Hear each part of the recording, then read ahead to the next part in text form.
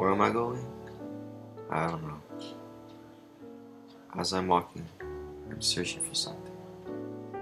Something that might just make sense to me. I'm looking for answers. Just trying to put this puzzle together. But I don't even know where to start. Some find beauty in other people, but I see beauty in nature.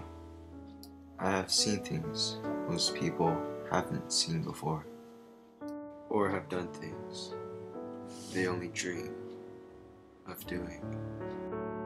In today's world, it seems like we never have enough time to really see what is around us. But times have changed.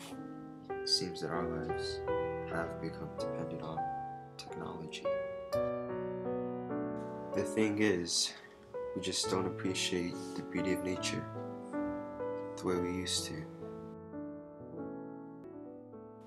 When I go to the mountains, I see things the way they are, not the way they used to be. We just have to get out there, way out there, to see the things the way they were meant to be seen. I watch the cars drive by every day, and I ask myself, why? When I look at the mountains, I ask myself, why not? I see more than just a setting sun or a rugged mountainside. What I see is the calmness, the serenity, the beauty what nature has to offer us.